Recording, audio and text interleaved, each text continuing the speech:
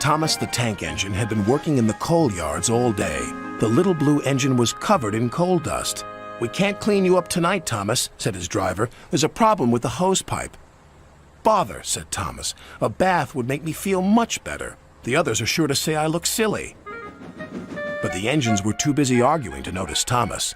James was talking loudest of all. "I deserve a new coat of paint. Sir Topham Hatt says I'm the pride of the line, and—" "Rubbish," huffed Henry. "We're all the pride of the line."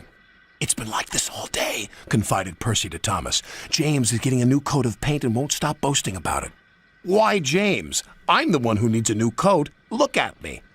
"I'd rather not," retorted James. "You're not a pleasant sight, and wouldn't understand the needs of a really important engine." Thomas was fuming.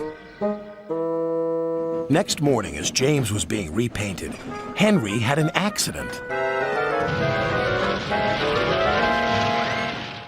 "If you can't push cars properly, Henry, why not talk to a tree instead? You know how much you like the forest." "As a matter of fact, Bossy Boiler, Sir Topham Hatt is inspecting the island for trees that are too close to the line.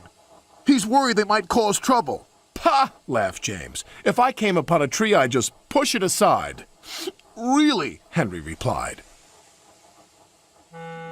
Soon James was showing off his paintwork. "Make way for an important engine."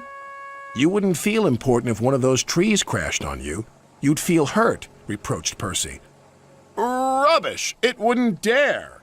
"You should be careful, James. Trees can be just as powerful as engines," advised Terence. "Oh, please." "Now, excuse me, Sir Topham Hatt needs me to pull the express." And he huffed away.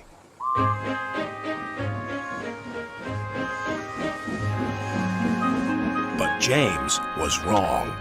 "You must go to the yards and collect an important goods train, James. It's heavy, so be careful," said Sir Topham Hatt. "But, sir, I've just been repainted. Can't Thomas or Percy do it? They're dirty and like working with freight cars." "Really useful engines don't argue." So James didn't.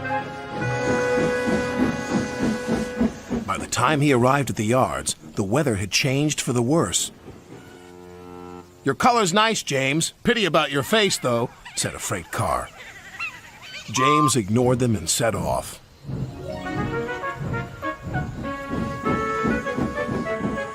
Soon they came to a hill, and his driver knew they were in for a difficult time. An old tree close to the track was being blown by the strong winds, and the rain had weakened the slope. All of a sudden, the tree moved.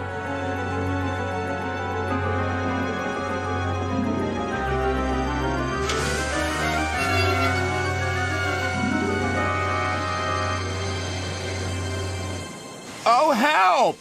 cried James. "Go away!" But of course, the tree couldn't. James tried to reverse away from the tree, but his train was too heavy.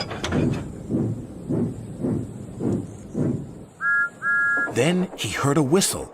"It's Thomas," called his driver.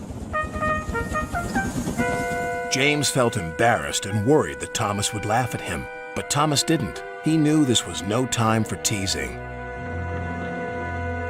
"Beep, beep." "I'm ready," whistled Thomas. "So am I," replied James. "As ready as I'll ever be." They were just in time.